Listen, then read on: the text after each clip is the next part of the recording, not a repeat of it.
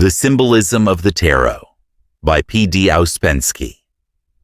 Philosophy of Occultism in Pictures and Numbers. What is the Tarot? No study of occult philosophy is possible without an acquaintance with symbolism. For if the words occultism and symbolism are correctly used, they mean almost one and the same thing. Symbolism cannot be learned as one learns to build bridges or speak a foreign language, and for the interpretation of symbols, a special cast of mind is necessary. In addition to knowledge, special faculties, the power of creative thought, and a developed imagination are required. One who understands the use of symbolism in the arts knows, in a general way, what is meant by occult symbolism.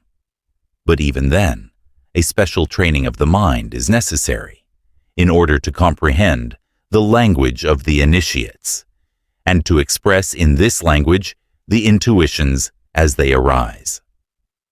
There are many methods for developing the sense of symbols in those who are striving to understand the hidden forces of nature and man, and for teaching the fundamental principles as well as the elements of the esoteric language.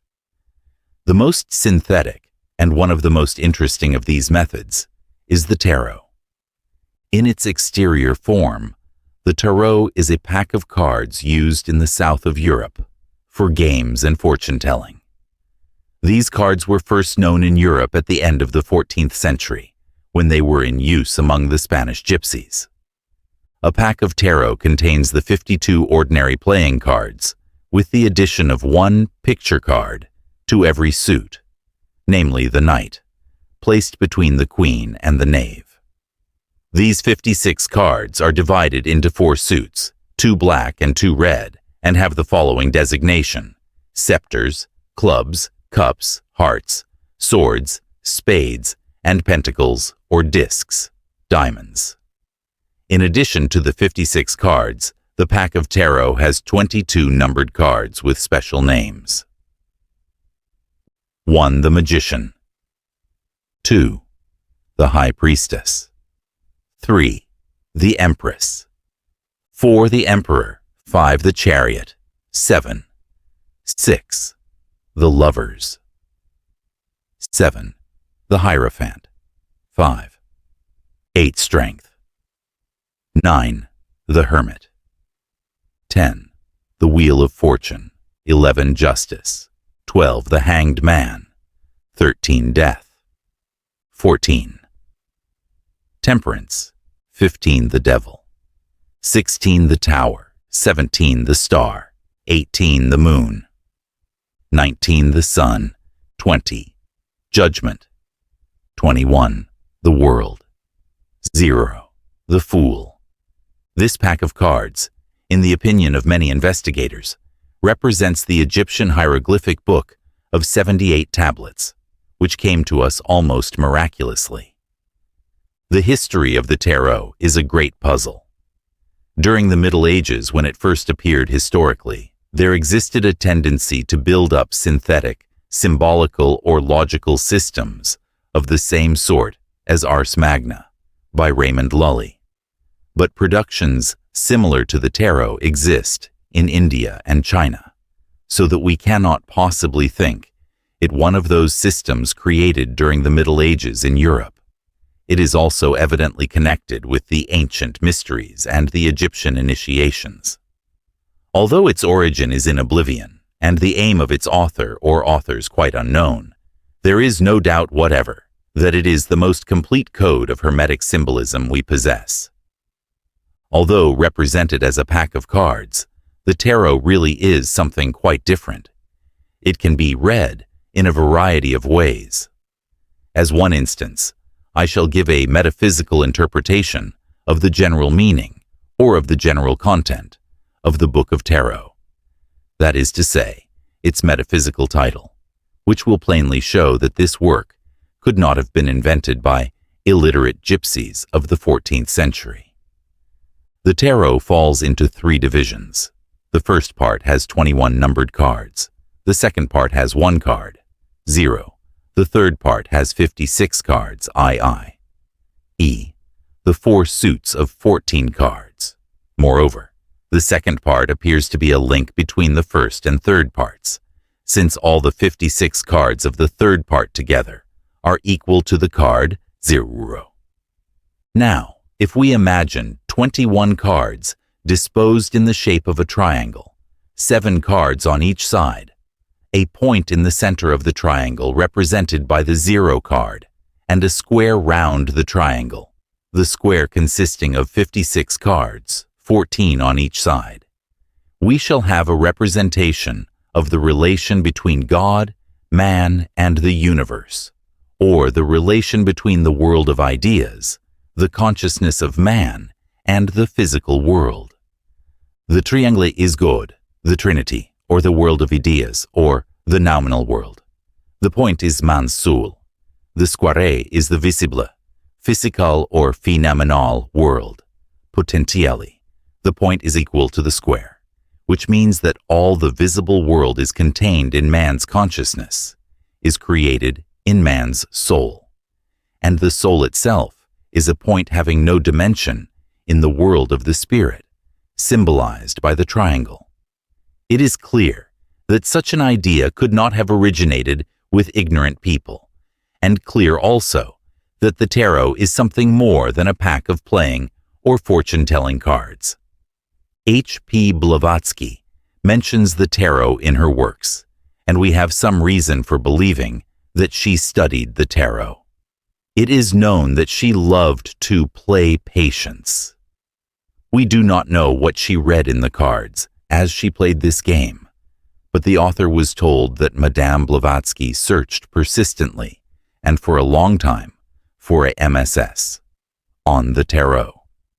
In order to become acquainted with the tarot, it is necessary to understand the basic ideas of the Kabbalah and of alchemy, for it represents, as indeed many commentators of the tarot think, a summary of the Hermetic sciences, the Kabbalah, alchemy, astrology, magic, with their different divisions. All these sciences, attributed to Hermes Trismegistus, really represent one system of a very broad and deep psychological investigation of the nature of man in his relation to the world of noumena, God, the world of spirit, and to the world of phenomena, the visible, physical world. The letters of the Hebrew alphabet and the various allegories of the Kabbalah, the names of metals, acids, and salts in alchemy, of planets and constellations in astrology, of good and evil spirits in magic. All these were only means to veil truth from the uninitiated. But when the true alchemist spoke of seeking for gold, he spoke of gold in the soul of man. And he called gold that which in the New Testament is called the kingdom of heaven, and in Buddhism, nirvana. And when the true astrologer spoke of constellations and planets, he spoke of constellations and planets in the soul of man, i.e., of the qualities of the human soul and its relations to God and to the world. And when the true Kabbalist spoke of the name of God, he sought this name in the soul of man and in nature, not in dead books, nor in biblical texts, as did the Kabbalist scholastics. The Kabbalah, alchemy, astrology, magic, are parallel symbolical systems of psychology and metaphysics. Any alchemical sentence may be read in a Kabbalistic or astrological way, but the meaning will always be psychological and metaphysical. We are surrounded by a wall built of our conceptions of the world, and are unable to look over this wall at the real world. The Kabbalah presents an effort to break this enchanted circle. It investigates the world as it is, the world in itself. The world in itself, as the Kabbalists hold, consists of 4 elements, or the 4 principles forming one. These 4 principles are represented by the 4 letters of the name of Jehovah. The basic idea of the Kabbalah consists in the study of the name of God in its manifestation. Jehovah in Hebrew is spelt by 4 letters: Yod, He, Vav, and He, I, HVH. To these 4 letters is given the deepest symbolical meaning. The first letter expresses the active principle, the beginning or first cause, motion, energy, I. The second letter expresses the passive element, inertia, quietude, not I. The third, the balance of opposites, form. And the fourth, the result or latent energy.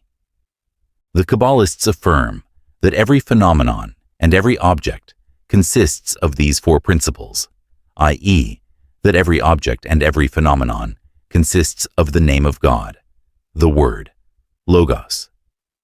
The study of this name, or the 4-lettered word, tetragrammaton, in Greek, and the finding of it in everything, constitutes the main problem of Kabbalistic philosophy. To state it in another way, the Kabbalists hold that these 4 principles penetrate and create everything. Therefore, when the man finds these 4 principles in things and phenomena of quite different categories, where before he had not seen similarity, he begins to see analogy between these phenomena. And gradually, he becomes convinced that the whole world is built according to one and the same law, on one and the same plan. The richness and growth of his intellect consists in the widening of his faculty for finding analogies. Therefore, the study of the law of the 4 letters, or the name of Jehovah, presents a powerful means for widening consciousness. This idea is perfectly clear, for if the name of God be really in all, if God be present in all should be analogous to each other. The smallest particle analogous to the whole, the speck of dust analogous to the universe, and all analogous to God. The name of God, the Word or Logos, is the origin of the world. Logos also means reason. The Word is the Logos, the reason of everything. There is a complete correspondence between the Kabbalah and alchemy and magic. In alchemy, the 4 elements which constitute the real world are called fire, water, air, and earth. These fully correspond in significance with the 4 Kabbalistic letters. In magic, they are expressed as the 4 classes of spirits: elves or salamanders, undines, sylphs, and gnomes. The tarot in its turn is quite analogous to the Kabbalah, alchemy, and magic, and, as it were, includes them. Corresponding to the 4 first principles or 4 letters of the name of God, or the 4 alchemistic elements, or the 4 classes of spirits, the tarot has 4 suits: scepters, cups, swords, and pentacles. Thus every suit, every side of the square equal to the point, represents one of the elements, controls one class of spirits. The scepters are fire or elves, or salamanders. The cups are water, or undines. The swords are air or sylphs, and pentacles, earth or gnomes. Moreover, in every suit, the king means the first principle or fire, the queen, the second principle or water, the knight, the third principle or air, and the page, knave, the 4th principle or earth. Then again, the ace means fire, the deuce water, the 3-spot, air, the 4-spot, earth. Then again, the 4-spot is the first principle, the 5-spot, the second, etc.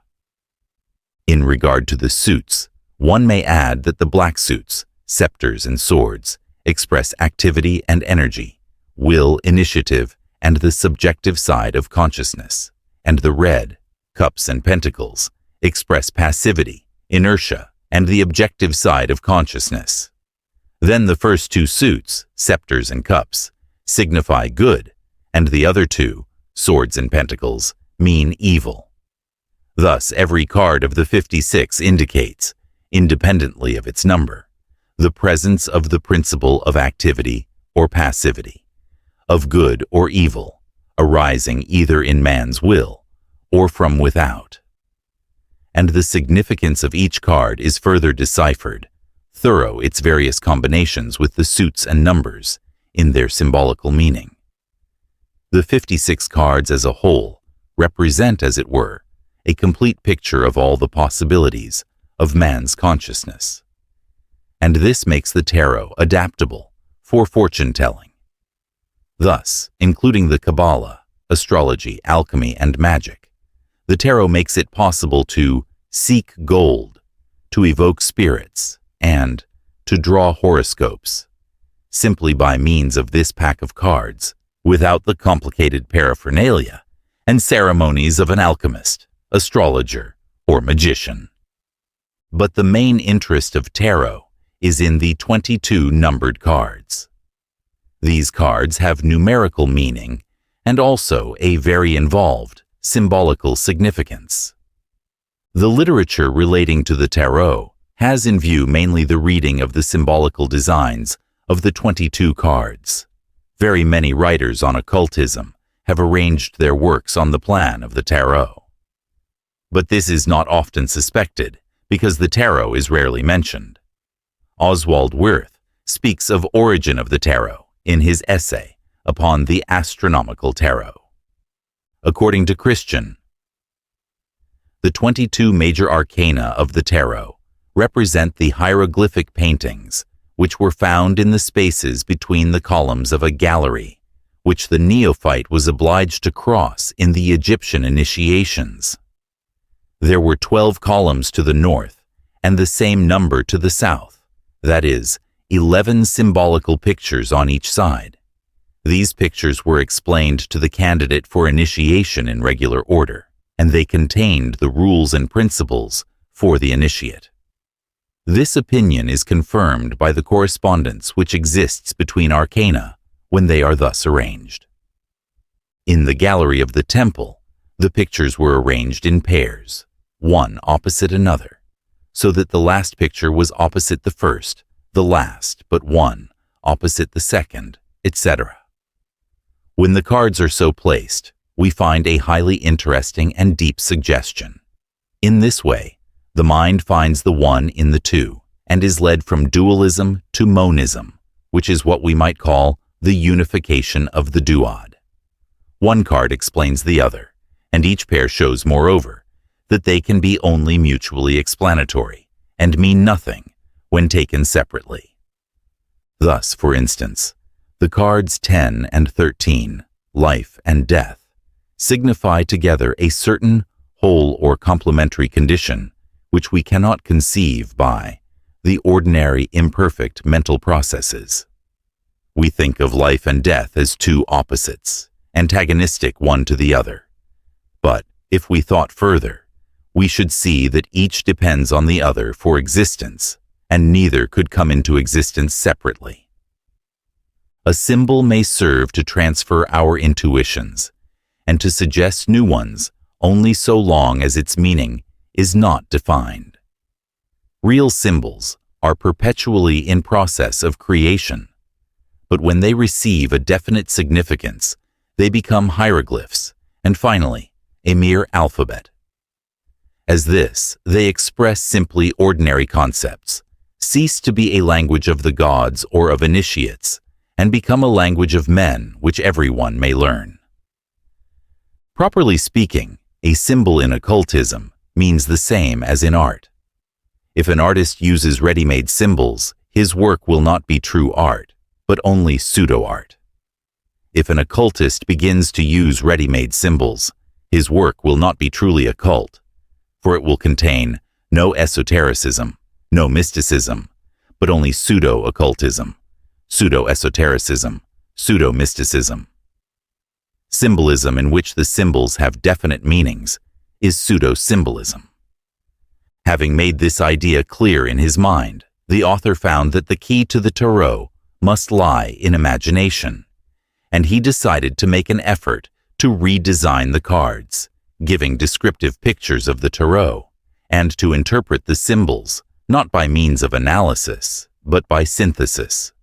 The reader will find in the following little pen pictures reflections of many authors who wrote on the tarot, as St. Martin, Eliphas Levi, Dr. Pappus, etc., and of other authors who certainly never thought of the tarot as, for example, Plotinus, Gichtel, the 6th and 7th century, Friedrich Nietzsche, Monsieur Collins, etc., who came nevertheless to the same fundamental principles as the unknown authors of the tarot.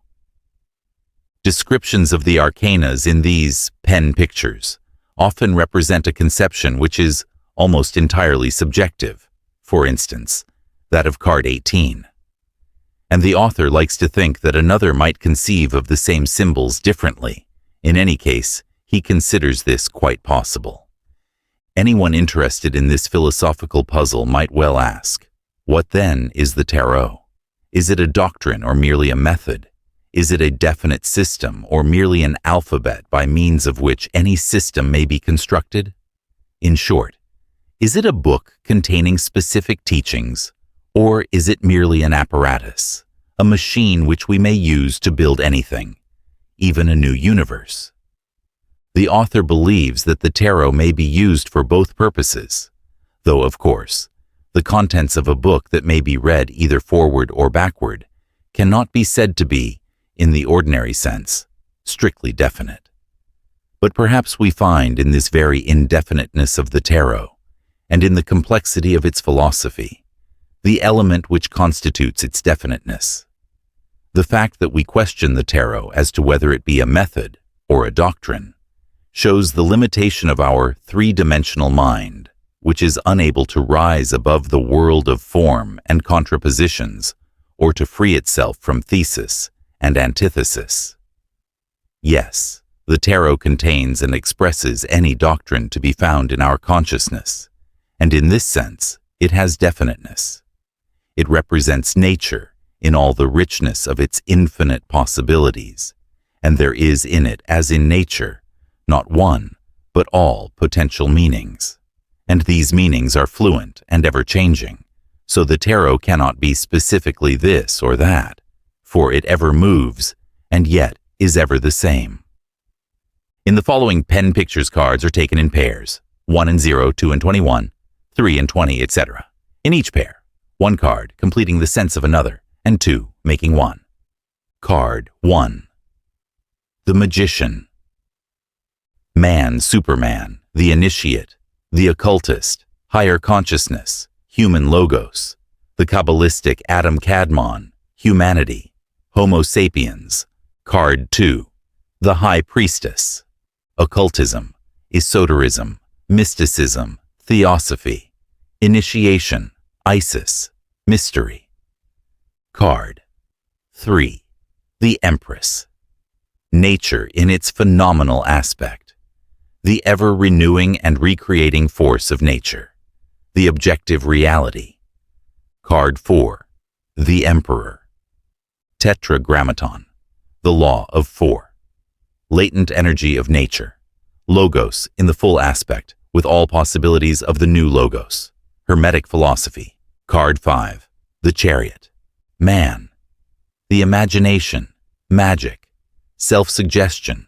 Self-deceit. Artificial means of attainment. Pseudo-occultism. Pseudo-theosophy. Card 6. The Lovers. Man.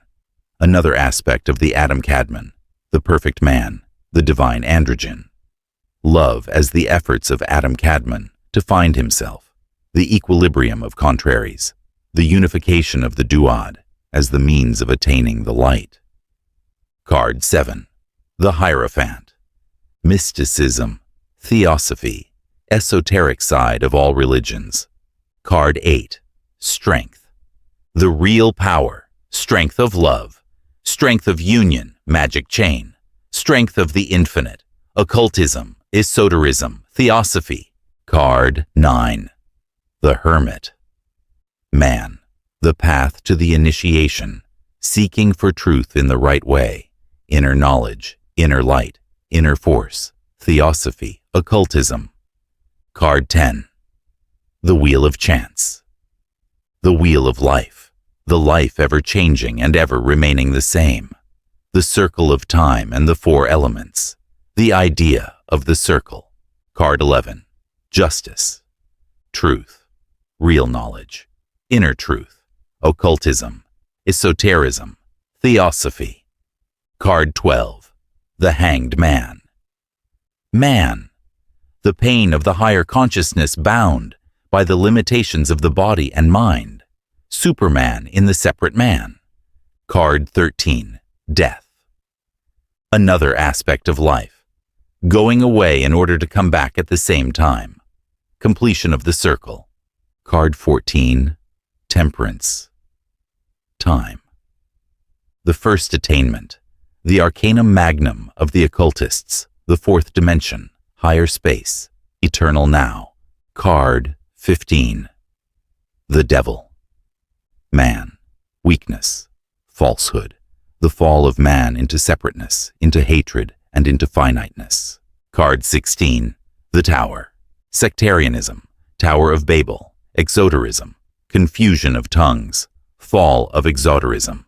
The force of nature re-establishing the truth, distorted by men. Card 17. The Star. The real aspect of the astral world. That which may be seen in ecstasy. The imagination of nature. Real knowledge. Occultism. Card 18. The Moon. The astral world as it is seen by the artificial means of magic. Psychic, spiritistic world. Dreads of the night. The real light from above and the false representation of that light from below. Pseudo-mysticism. Card 19. The Sun. The symbol and manifestation of the Tetragrammaton. Creative power, fire of life. Card 20. Judgment. The Resurrection. Constant victory of life over death. Creative activity of nature in the death. Card 21. World. Nature. The world as it is. Nature in its noumenal aspect. Esoteric side of nature. That which is made known in esotericism. Inner reality of things. Human consciousness in the circle of time, between the four elements. Card 0. The Fool. Man.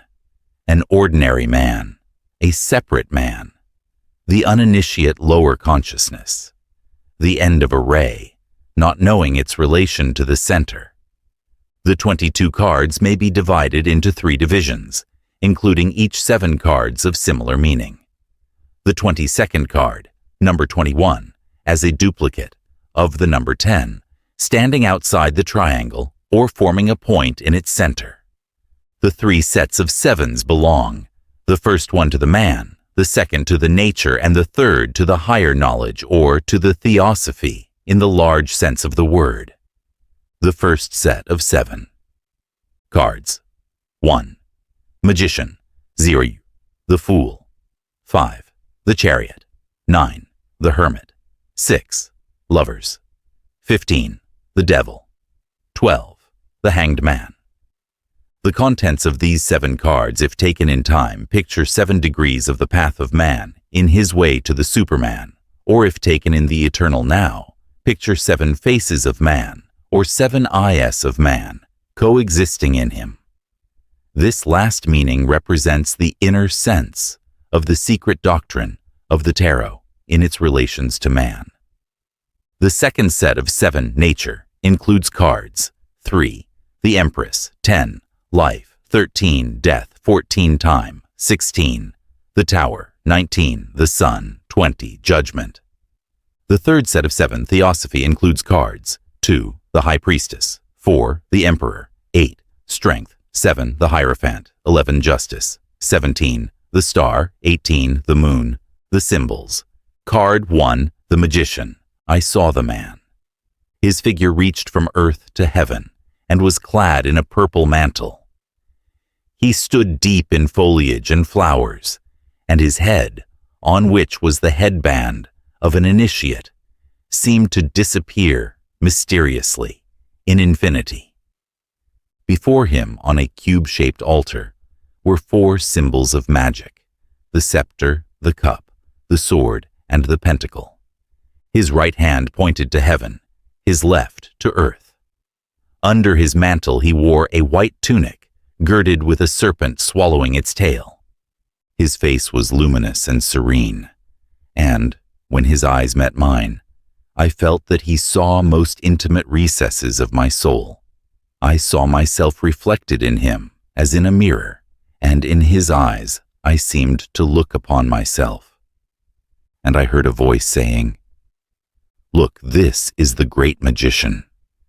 With his hands he unites heaven and earth, and the 4 elements that form the world are controlled by him.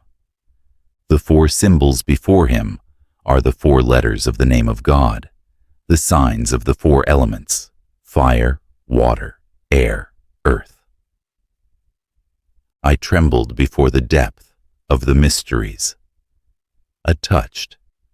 The words I heard seemed to be littered by the great magician himself, and it was as though he spoke in me. I was in deep trepidation, and at moment I felt there was nothing before me except the blue sky. But within me, a window opened through which I could see unearthly things, and hear unearthly words. Card 0, the Fool. And I saw another man. Tired and lame, he dragged himself along the dusty road, across the deserted plain under the scorching rays of the sun. He glanced sidelong with foolish, staring eyes, a half smile, half leer on his face. He knew not where he went, but was absorbed in his chimerical dreams, which ran constantly in the same circle. His fool's cap was put on wrong side front. His garments were torn in the back. A wild lynx with glowing eyes sprang upon him from behind a rock and buried her teeth in his flesh. He stumbled, nearly fell, but continued to drag himself along, all the time holding on his shoulder a bag containing useless things, which he, in his stupidity, carried wherever he went. Before him a crevice crossed the road, and a deep precipice awaited the foolish wanderer. Then a huge crocodile with open mouth crawled out of the precipice, and I heard the voice say, "Look, this is the same man." I felt my head whirl. "What is he in the bag?" I inquired, not knowing why I asked. And after a long silence, the voice replied, "The 4 magic symbols, the scepter, the cup, the sword, and the pentacle. The fool always carries them, although he has long since forgotten what they mean. Nevertheless, they belong to him, even though he does not know their use. The symbols have not lost their power. They retain it in themselves." Card 2, the High Priestess. When I lifted the first veil and entered the outer court of the Temple of Initiation, I saw in half-darkness the figure of a woman sitting on a high throne between 2 pillars of the temple, one white and one black. Mystery emanated from her and was about her. Sacred symbols shone on her green dress. On her head was a golden tiara surmounted by a 2-horned moon. On her knees she held 2 crossed keys and an open book. Between the 2 pillars behind the woman hung another veil, all embroidered with green leaves and fruit of pomegranate. And a voice said, "To enter the temple one must lift the 2nd veil and pass between the 2 pillars. And to pass thus, one must obtain possession of the keys, read the book, and understand the symbols. Are you able to do this?" "I would like to be able," I said. Then the woman turned her face to me and looked into my eyes without speaking, and through me passed a thrill, mysterious and penetrating like a golden wave. Tones vibrated in my brain, a flame was in my heart, and I understood that she spoke to me, saying without words, "This is the Hall of Wisdom. No one can reveal it. No one can hide it. Like a flower, it must grow and bloom in thy soul. If thou wouldst plant the seed of this flower in thy soul, learn to discern the real from the false. Listen only to the voice that is soundless. Look only on that which is invisible, and remember that in thee thyself is the temple and the gate to it, and the mystery and the initiation." Card 21. The World. An unexpected vision appeared to me. a circle not unlike a wreath woven from rainbow and lightnings, whirled from heaven to earth with a stupendous velocity, blinding me by its brilliance. And amidst this light and fire I heard music and soft singing, thunderclaps, and the roar of a tempest, the rumble of falling mountains and earthquakes. The circle whirled with a terrifying noise, touching the sun and the earth, and, in the center of it, I saw the naked dancing figure of a beautiful young woman, enveloped by a light, transparent scarf. In her hand, she held a magic wand. Presently, the four apocalyptical beasts began to appear on the edges of the circle, one with the face of a lion, another with the face of a man, the third of an eagle, and the fourth of a bull. The vision disappeared as suddenly as it appeared. A weird silence fell on me. "What does it mean?" I asked in wonder. "It is the image of the world," the voice said, "but it can be understood only after the temple has been entered. This is a vision of the world in the circle of time, amidst the four principles. But thou seest differently, because thou seest the world outside thyself. Learn to see it in thyself, and thou wilt understand the infinite essence, hidden in all illusory forms. Understand that the world which thou knowest is only one of the aspects of the infinite world, and things and phenomena are merely hieroglyphics of deeper ideas." Card 3. The Empress. I felt the breath of the spring, and accompanying the fragrance of violets and lilies of the valley, I heard the tender singing of elves. Rivulets murmured, the treetops rustled, the grasses whispered, innumerable birds sang in choruses, and bees hummed. Everywhere I felt the breathing of joyful, living nature. The sun shone tenderly and softly, and a little white cloud hung over the woods. In the midst of a green meadow where primroses bloomed, I saw the Empress seated on a throne covered with ivy and lilacs. A green wreath adorned her golden hair, and above her head shone 12 stars. Behind her rose 2 snowy wings, and in her hands she held a scepter. All around, beneath the sweet smile of the Empress, flowers and buds opened their dewy green leaves. Her whole dress was covered with them, as though each newly opened flower were reflected in it, or had engraved itself thereon, and thus become part of her garment. The sign of Venus, the goddess of love, was chiseled on her marble throne. "Queen of life," I said, "why is it so bright and joyful all about you? Do you not know of the gray, weary autumn, of the cold, white winter? Do you not know of death and graveyards with black graves, damp and cold? How can you smile so joyfully on the opening flowers when everything is destined to death, even that which has not yet been born?" For answer, the Empress looked on me still smiling, and under the influence of that smile, I suddenly felt a flower of some clear understanding open in my heart. Card 20. Judgment. I saw an ice plain, and on the horizon, a chain of snowy mountains. A cloud appeared and began to grow until it covered a quarter of the sky. 2 fiery wings suddenly expanded in the cloud, and I knew that I beheld the messenger of the Empress. He raised a trumpet and blew through it vibrant, powerful tones. The plain quivered in response to him, and the mountains loudly rolled their echoes. One after another, graves opened in the plain, and out of them came men and women, old and young, and children.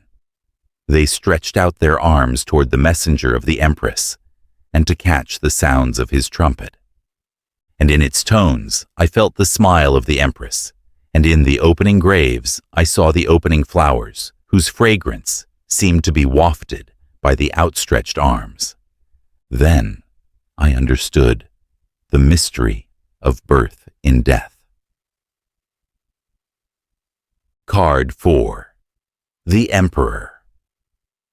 After I learned the first 3 numbers I was given to understand the great law of 4, the Alpha and Omega of all, I saw the Emperor on a lofty stone throne, ornamented by 4 ram's heads. On his forehead shone a golden helmet. His white beard fell over a purple mantle. In one hand, he held a sphere, the symbol of his possession, and in the other, a scepter in the form of an Egyptian cross, the sign of his power over birth. I am the great law, the Emperor said. I am the name of God. The 4 letters of his name are in me, and I am in all. I am in the 4 principles. I am in the 4 elements. I am in the 4 seasons. I am in the 4 cardinal points. I am in the 4 signs of the tarot. I am the beginning.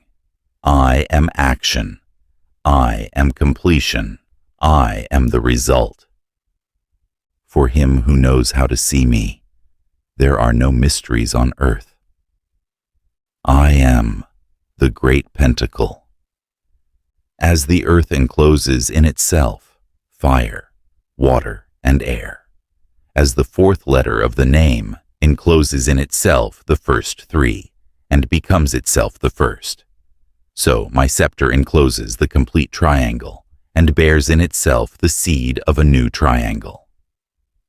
I am the Logos in the full aspect and the beginning of a new Logos. And while the Emperor spoke, his helmet shone brighter and brighter, and his golden armor gleamed beneath his mantle. I could not bear his glory, and I lowered my eyes. When I tried to lift them again, a vivid light of radiant fire was before me, and I prostrated myself and made obeisance to the fiery word. Card 19. The Sun. As soon as I perceived the sun, I understood that it itself is the expression of the fiery word and the sign of the Emperor. The great luminary shone with an intense heat upon the large golden heads of sunflowers. And I saw a naked boy whose head was wreathed with roses, galloping on a white horse and waving a bright red banner. I shut my eyes for a moment, and when I opened them again, I saw that each ray of the sun is the scepter of the Emperor and bears life. And I saw how under the concentration of these rays, the mystic flowers of the waters open and receive the rays into themselves, and how all nature is constantly born from the union of 2 principles. Card 5. The Chariot. I saw a chariot drawn by 2 sphinxes, one white, the other black.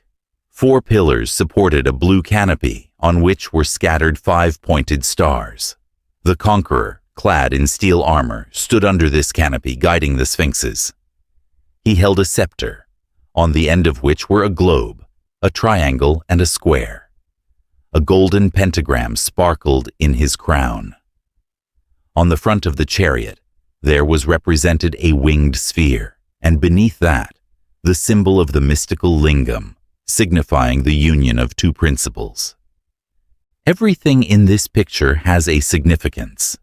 Look and try to understand, said the voice.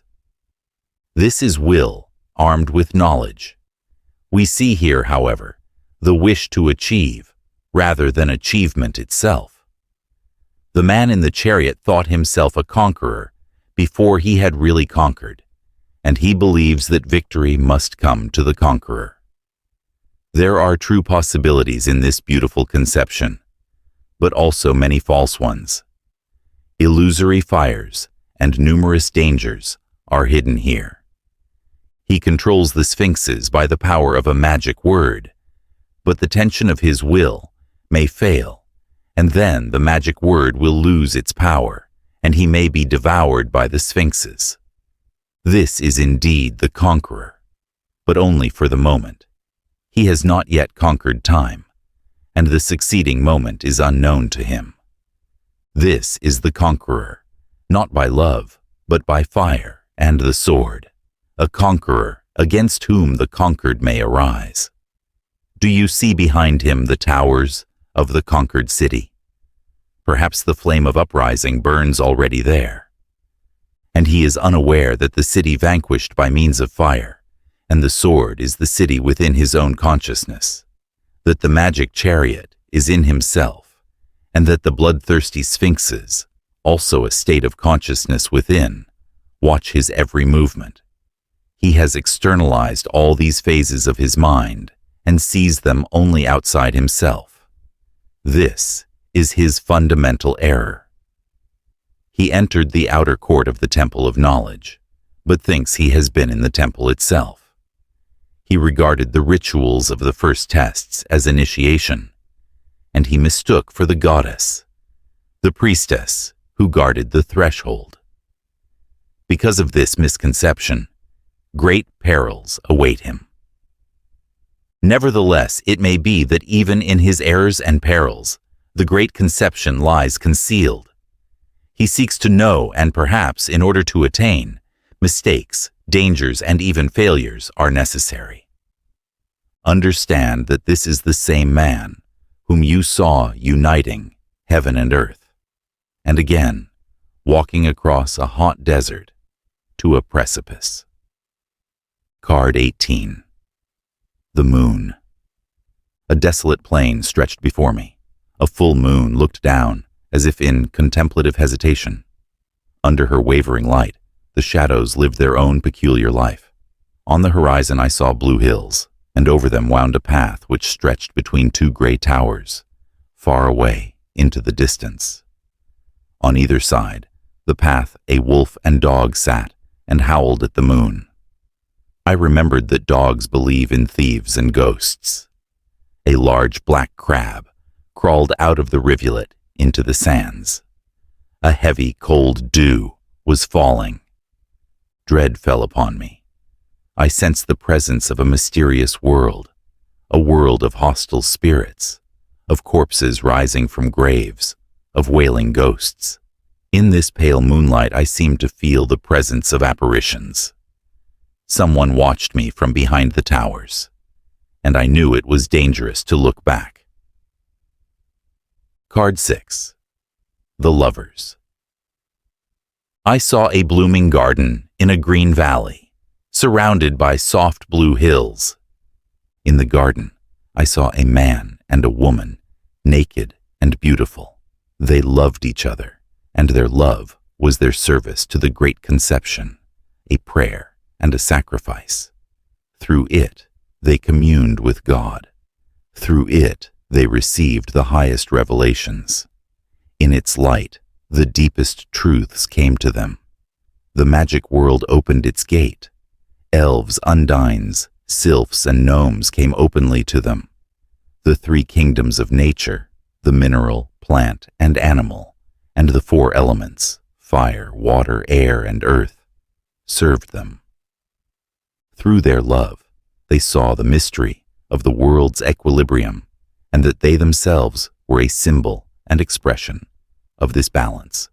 Two triangles united in them into a six-pointed star. Two magnets melted into an ellipsis. They were two. The third was the unknown future. The three made one. I saw the woman looking out upon the world as though enraptured with its beauty. And from the tree on which ripened golden fruit, I saw a serpent creep. It whispered in the woman's ear, and I saw her listening, smiling at first suspiciously, then with curiosity, which merged into joy. Then I saw her speak to the man. I noticed that he seemed to admire only her, and smiled with an expression of joy and sympathy at all she told him.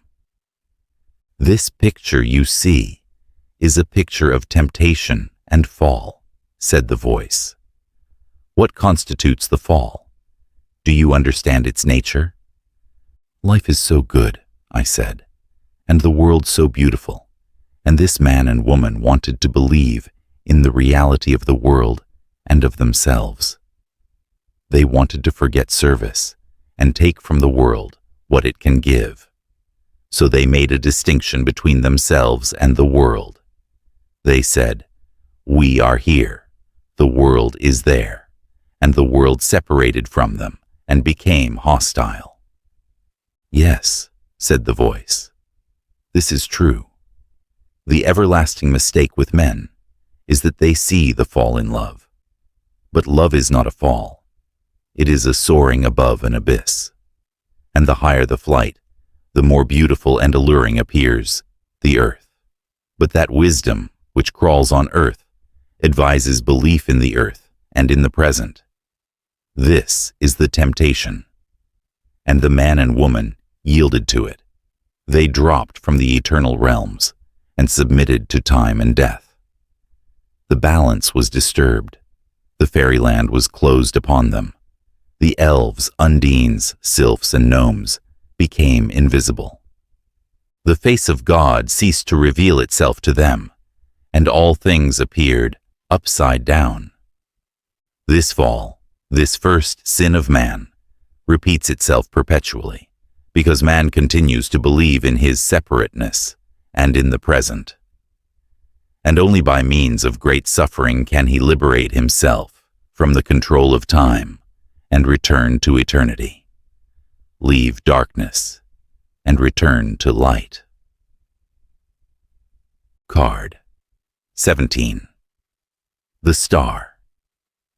A strange emotion seized me. A fiery trembling ran in waves through all my body. My heart quickened its beating. Tumult agitated my mind. I felt that I was surrounded by portentous mysteries. And presently shafts of light penetrated my being and illuminated many things before in darkness, whose existence even I had never suspected. Veils vanished of which I had been before unaware. Voices spoke to me. And suddenly all my former knowledge took a new and different meaning. I discovered unexpected correlations in things which hitherto I had thought foreign to each other. Objects distant and different from one another appeared near and similar. The facts of the world arranged themselves before my eyes, according to a new pattern. In the sky there appeared an enormous star, surrounded by 7 smaller stars. Their rays intermingled, filling space with immeasurable radiance and splendor. Then I knew I saw that heaven, of which Plotinus speaks, where all things are diaphanous, and nothing is dark and resisting, but everything is apparent to everyone internally and throughout.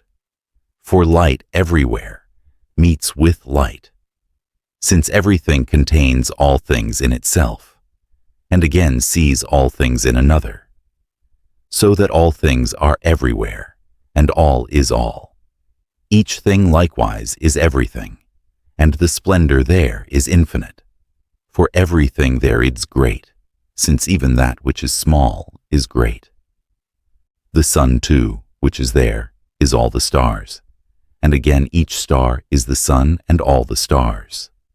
In each, however, a different property predominates, but at the same time all things are visible in each. Motion likewise there is pure, for motion is not confounded by a mover different from it. Permanency also suffers no change of its nature, because it is not mingled with the unstable. And the beautiful there is beautiful, because it does not subsist in beauty. Each thing, too, is there established, not as in a foreign land, but the seat of each thing is that which each thing is. Nor is the thing itself different from the place in which it subsists, for the subject of it is intellect, and it is itself intellect. In this sensible region, therefore, one part is not produced by another, but each part is alone apart. But there, each part always proceeds from the whole, and is at the same each time part and the whole. For it appears indeed as a part, but by him whose sight is acute, it will be seen as a whole. Where is likewise no weariness of the vision which is there, not any plenitude of perception which can bring intuition to an end. For neither was there any vacuity which, when filled, might cause the visible energy to cease, nor is this one thing, but that another, so as to occasion a part of one thing not to be amicable with that of another. Where the life is wisdom, a wisdom not obtained by a reasoning process, because the whole of it always was, and is not in any respect deficient, so as to be in want of investigation. But it is the first wisdom, and is not derived from another. I understood that all the radiance here is thought, and the changing colors are emotions, and each ray, if we look into it, turns into images, symbols, voices, and moods. And I saw that there is nothing inanimate, but all is soul, all is life, all is emotion and imagination. And beneath the radiant stars beside the blue river, I saw a naked maiden, young and beautiful. She stooped on one knee and poured water from two vessels, one of gold and one of silver. A little bird in a nearby bush lifted its wings and was poised ready to fly away. For a moment, I understood that I beheld the soul of nature. "This is nature's imagination," said the voice gently. "Nature dreams, improvises, creates worlds. Learn to unite your imagination with her imagination, and nothing will ever be impossible for you. Lose the external world and seek it in yourself. Then you will find light. But remember, unless you have lost the earth, you will not find heaven. It is impossible to see both wrongly and rightly at the same time." Card 7. The Hierophant. I saw the great master in the temple. He was sitting on a golden throne set upon a purple platform, and he wore the robe of a high priest with a golden tiara. He held a golden 8-pointed cross, and lying at his feet were 2 crossed keys. 2 initiates bowed before him, and to them he spoke. "Seek the path. Do not seek attainment. Seek for the path within yourself. Do not expect to hear the truth from others, nor to see it or read it in books. Look for the truth in yourself, not without yourself. Aspire only after the impossible and inaccessible. Expect only that which shall not be. Do not hope for me. Do not look for me. Do not believe that I am outside yourself. Within your soul build a lofty tower by which you may ascend to heaven. Do not believe in external miracles. Expect miracles only within you. Beware of believing in a mystery of the earth, in a mystery guarded by men. For treasuries, which must be guarded, are empty. Do not search for a mystery that can be hidden by men. Seek the mystery within yourself. Above all, avoid those towers, built in order to preserve the mysteries, and to make an ascent to heaven by stone stairways. And remember that as soon as men build such a tower, they begin to dispute about the summit. The path is in yourself, and truth is in yourself, and mystery is in yourself. Card 16. The Tower. I saw a lofty tower extending from earth to heaven. Its golden-crowned summit reached beyond the clouds. All round it black night reigned, and thunder rumbled. Suddenly the heavens opened, a thunderclap shook the whole earth, and lightning struck the summit of the tower, and felled the golden crown. A tongue of fire shot from heaven, and the whole tower became filled with fire and smoke. Then I beheld the builders of the tower fall headlong to the ground. And the voice said,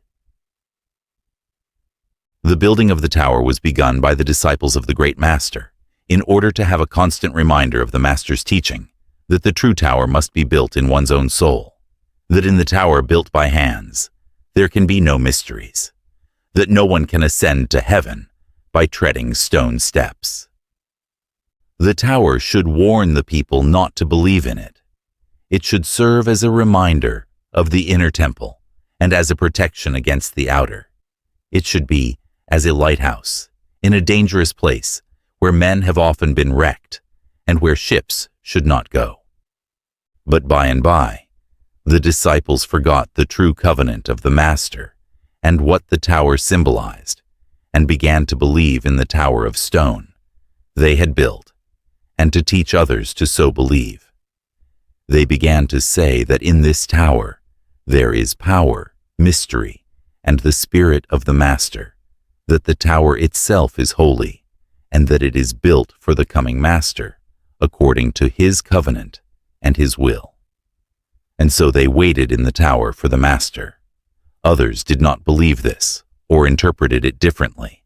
Then began disputes about the rights of the summit. Quarrels started. Our Master, your Master, was said. Our tower, your tower. And the disciples ceased to understand each other. Their tongues had become confused. You understand the meaning here? They had begun to think that this is the tower of the Master, that he builds it through them, and that it must, and indeed, can be built right up to heaven. And you see how heaven responded? Card 8. Power. In the midst of a green plain, surrounded by blue hills, I saw a woman with a lion. Girdled with wreaths of roses, a symbol of infinity over her head, the woman calmly and confidently covered the lion's mouth, and the lion obediently licked her hand. This is a picture of power, said the voice. It has different meanings. First, it shows the power of love. Love alone can conquer wrath. Hatred feeds hatred. Remember what Zarathustra said. Let man be freed from vengeance. This is a bridge for me, which leads to higher hope and a rainbow in heaven after long storms. Then it shows power of unity. These wreaths of roses suggest a magic chain. Unity of desires, unity of aspirations creates such power that every wild, uncontrolled, unconscious force is subdued. Even two desires, if united, are able to conquer almost the whole world. The picture also shows the power of infinity, that sphere of mysteries, for a consciousness that perceives the symbol of infinity above it, knows no obstacles, and cannot be withstood. Card 15. The Devil. Black, awful night enveloped the earth. An ominous red flame burned in the distance. I was approaching a fantastic figure which outlined itself before me as I came nearer to it. High above the earth appeared the repulsive red face of the devil, with large hairy ears, pointed beard, and curved goat's horns.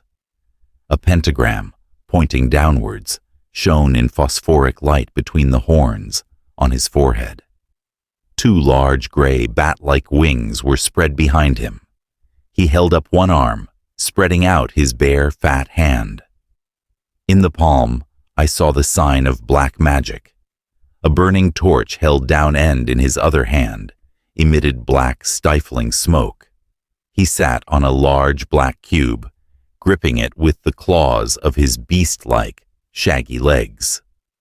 A man and woman were chained to the cube, the same man and woman I saw in the garden, but now they had horns and tails, tipped with flame, and they were evidently dissatisfied in spirit and were filled with protest and repulsion. This is a picture of weakness, said the voice, a picture of falsehood and evil. They are the same man and woman you saw in the garden, but their love, ceasing to be a sacrifice, became an illusion. This man and woman forgot that their love is a link in the chain that unites them with eternity, that their love is a symbol of equilibrium and a road to infinity. They forgot that it is a key to the gate of the magic world, the torch which lights the higher path. They forgot that love is real and immortal, and they subjugated it to the unreal and temporary. and they each made love a tool for submitting the other to himself. Then love became dissension, and fettered them with iron chains to the black cube of matter, on which sits deceit. And I heard the voice of the devil. I am evil, he said, at least so far as evil can exist in this best of worlds. In order to see me, one must be able to see unfairly, incorrectly, and narrowly. I close the triangle, the other two sides of which are death and time. In order to quit this triangle, it is necessary to see that it does not exist. But how to do this is not for me to tell, for I am the evil which men say is the cause of all evil, and which they invented as an excuse for all the evil that they do. They call me the Prince of Falsehood, and truly I am the Prince of Lies, because I am the most monstrous production of human lies. Card 9. The Hermit. After long wanderings over a sandy, waterless desert where only serpents lived, I met the Hermit. He was wrapped in a long cloak, a hood thrown over his head. He held a long staff in one hand, and in the other a lighted lantern, though it was broad daylight and the sun was shining. The lantern of Hermes Trismegistus, said the voice. This is higher knowledge, that inner knowledge which illuminates in a new way even what appears to be already clearly known. This lantern lights up the past, the present, and the future for the hermit, and opens the souls of people and the most intimate recesses of their hearts. The cloak of Apollonius is the faculty of the wise man, by which he isolates himself, even amidst a noisy crowd. It is his skill in hiding his mysteries, even while expressing them, his capacity for silence, and his power to act in stillness. The staff of the patriarchs is his inner authority, his power, his self-confidence. The lantern, the cloak, and the staff are the three symbols of initiation. They are needed to guide souls past the temptation of illusory fires by the roadside, so that they may go straight to the higher goal. He who receives these three symbols or aspires to obtain them strives to enrich himself with all he can acquire, not for himself, but, like God, to delight in the joy of giving. The giving virtue is the basis of an initiate's life. His soul is transformed into a spoiler of all treasures. So said Zarathustra. Initiation unites the human mind with the higher mind by a chain of analogies. This chain is the ladder leading to heaven, dreamed of by the patriarch. Card 14. Time. Temperance. An angel in a white robe, touching earth and heaven, appeared. His wings were flame, and a radiance of gold was about his head. On his breast he wore the sacred sign of the Book of the Tarot, a triangle within a square, a point within the triangle. On his forehead, the symbol of life and eternity, the circle. In one hand was a cup of silver, in the other a cup of gold, and there flowed between these cups a constant glistening stream of every color of the rainbow. But I could not tell from which cup, nor into which cup, the stream flowed. In great awe, I understood that I was near the ultimate mysteries, from which there is no return. I looked upon the angel, upon his symbols, his cups, the rainbow stream between the cups, and my human heart trembled with fear, and my human mind shrank with anguish and lack of understanding. Yes, said the voice, this is a mystery that is revealed at initiation.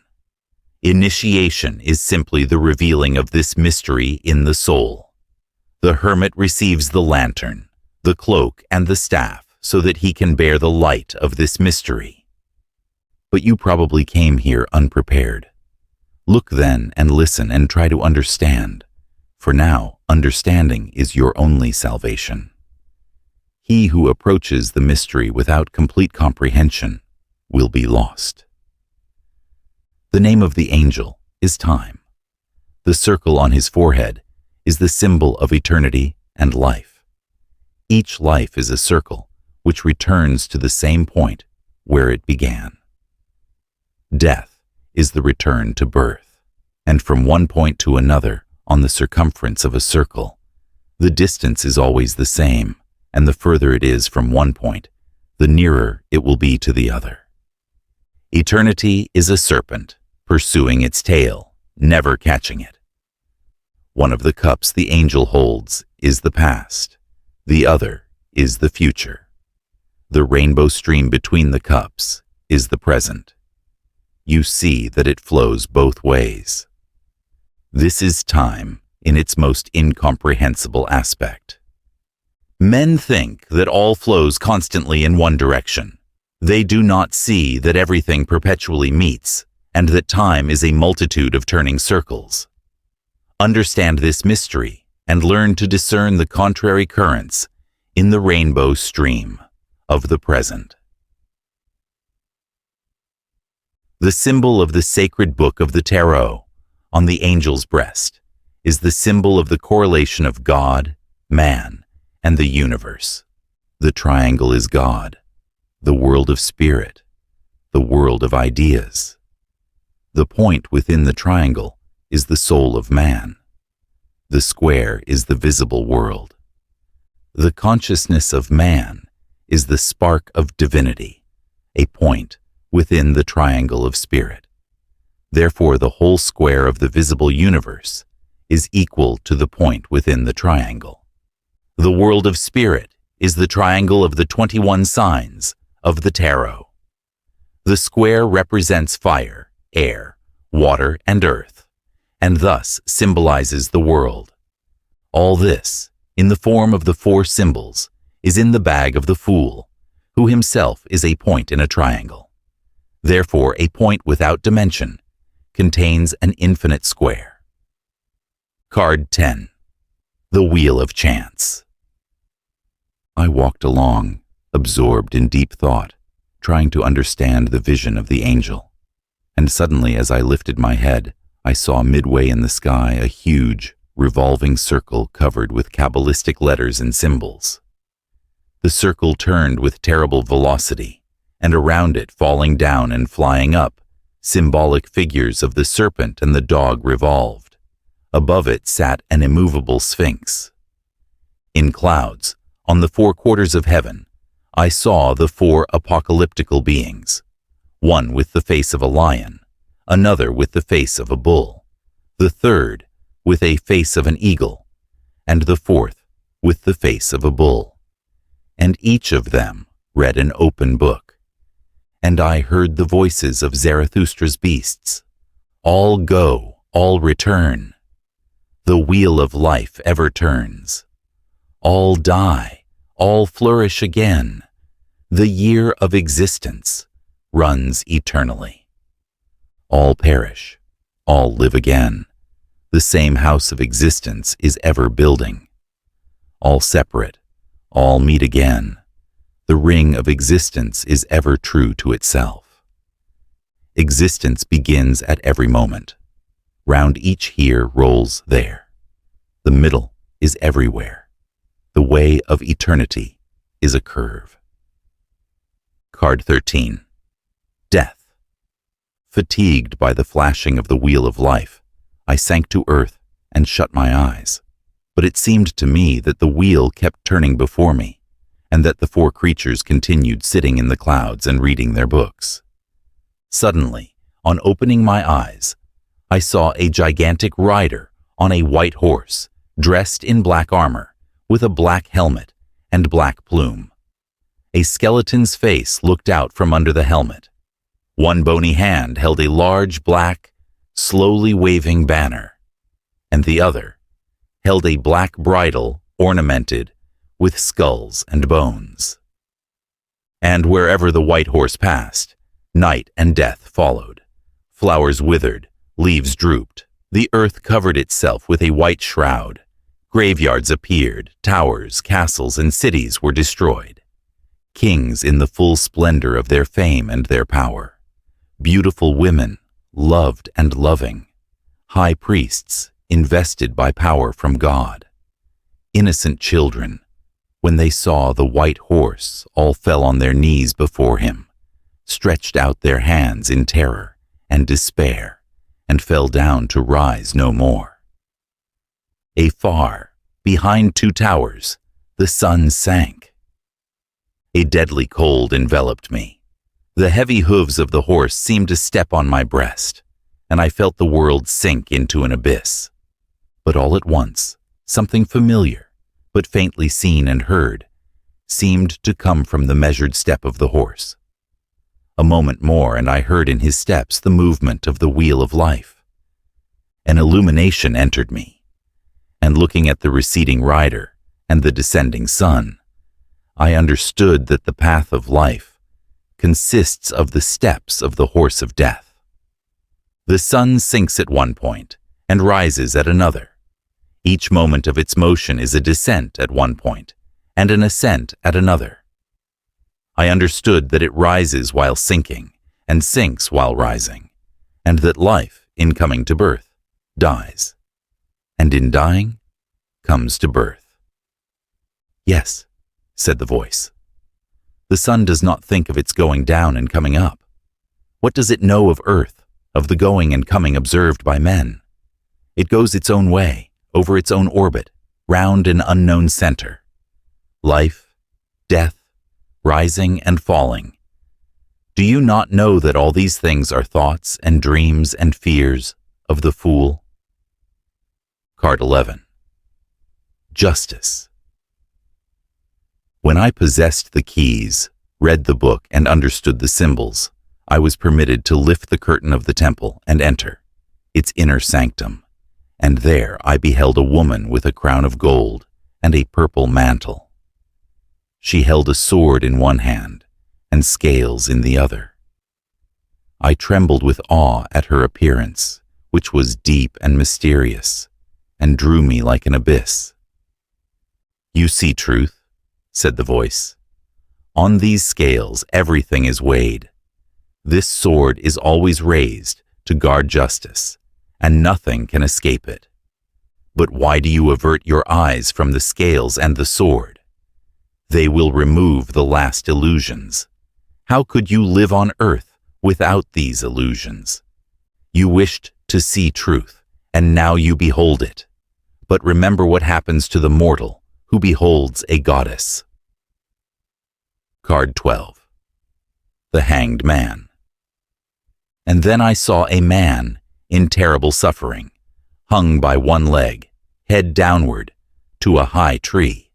And I heard the voice, Look, this is a man who saw truth.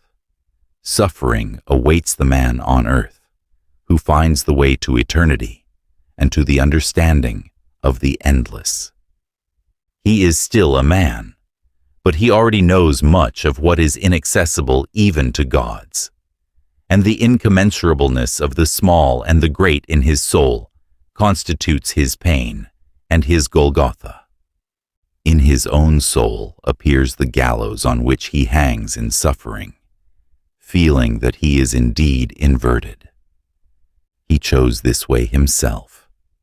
For this, he went over a long road from trial to trial, from initiation to initiation, through failures and falls. And now he has found truth and knows himself. He knows that it is he who stands before an altar with magic symbols and reaches from earth to heaven, that he also walks on a dusty road under a scorching sun to a precipice where a crocodile awaits him, that he dwells with his mate in paradise under the shadow of a blessing genius, that he is chained to a black cube under the shadow of deceit, that he stands as a victor for a moment in an illusionary chariot drawn by sphinxes, and that with a lantern in bright sunshine, he seeks for truth in a desert. Now he has found her.